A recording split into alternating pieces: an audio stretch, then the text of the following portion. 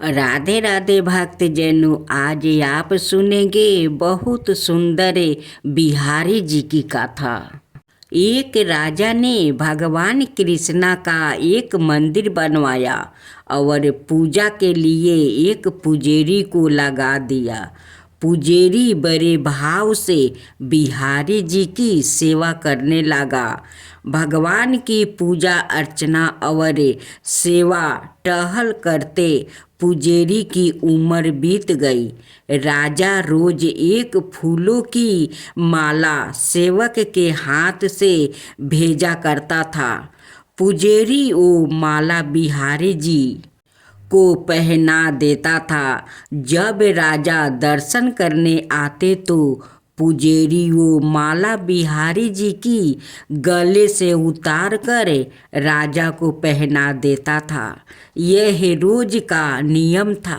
एक दिन राजा किसी वजह से मंदिर नहीं जा सका।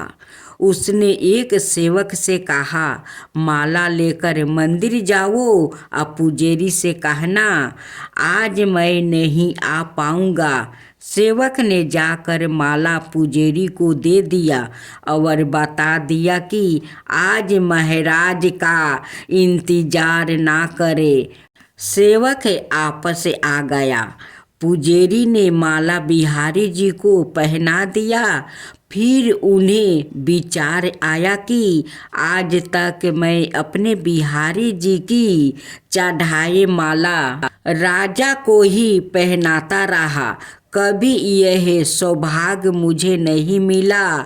जीवन का कोई भरोसा नहीं, कब रूठ जाए। आज मेरे प्रभु ने मुझ पर बड़ी कृपा की है। राजा आज आएंगे नहीं तो क्यों ना माला मैं पहन लूं। यह सोचकर पुजेरी ने बिहारी जी की गले से माला उतार कर सवाए पहन लिया। इतने में सेवक आया और उसने बताया कि राजा की सवारी बस मंदिर में पहुंचने ही वाला है। यह सुनकर पुजेरी कांप गया। उन्होंने सोचा अगर राजा ने माला मेरे गले में देख लिया तो मुझ पर क्रोधित होंगे। इस भय से उन्होंने अपने गले से माला उतार कर बिहारी जी को फिर से पहना दिया। जैसे ही राजा दर्शन को आया तो पुजेरी ने नियम अनुसार फिर से वो माला उतार कर राजा के गले में पहना दिया। माला पहन रहे थे तभी राजा को माला में एक सफ़ेद बाल दिखाई दिया। राजा को सारा माजरा समझ गया कि पुजेरी ने माला सवाए पहन ली थी और फिर निकाल कर वापस डाल दिया होगा। पुजेरी ऐसा छल करता है। यह सोचकर राजा को बहुत गुस्सा आया। उसने पुजेरी जी से पूछा, पुजेरी जी यह सफ़ेद बाल किसका है। पुजेरी को लगा कि अगर सच बोलता हूँ तो राजा दंड देंगे, इसलिए जान बचाने के लिए पुजेरी ने कहा, महाराज यह सफ़ेद बाल तो बिहारी जी का है। अब तो राजा गुस्से से आग बबूला हो गया कि यह पुजेरी झूठ पर झूठ बोले जा रहा है। भाला बिहारी जी की बाल भी कहीं सफ़ेद होते हैं। राजा ने कहा, पुजेरी अगर यह सफ़ेद बाल बिहारी जी का है तो सुबह श्रृंगार के समय मैं आऊँगा और देखूँगा कि बिहारी जी की बाल सफ़ेद है या काले। अगर बिहारी जी की बाल काले निकले तो आपको फांसी हो जाएगी। राजा हुक्म सुनाकर चला गया। अब पुजेरी रो कर बिहारी जी से विनती करने लगा, प्रभु, मैं जानता हूँ आपके सम्मुख मैंने झूठ बोलने का अपराध किया है। आपने गले में डाली माला पुण्य आपको पहना दिया। आपकी सेवा करते करते वृद्धा हो गया। यह लालसा ही रही कि कभी आपको चढ़ी माला पहनने का सौभाग्य मिले।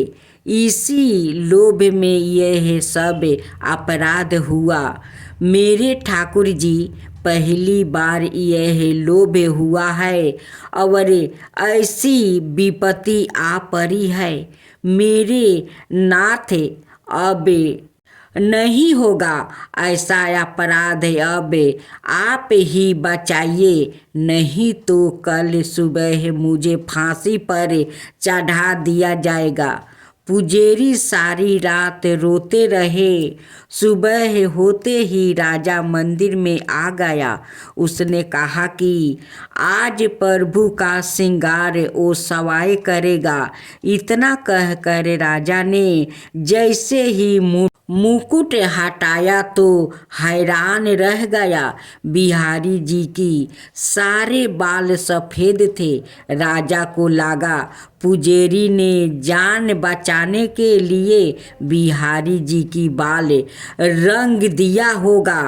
गुस्से से तमतमाते हुए उसने बाल की जांच करनी चाहिए, बाल असली है या नकली।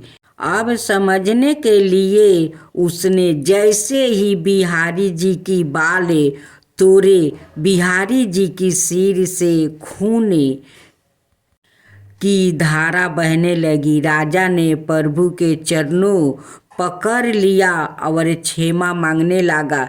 बिहारी जी की मूर्ति से आवाज आई, राजा, तुमने आज तक मुझे केवल मूर्ति ही समझा, इसलिए आज से मैं तुम्हारे लिए मूर्ति ही हूँ।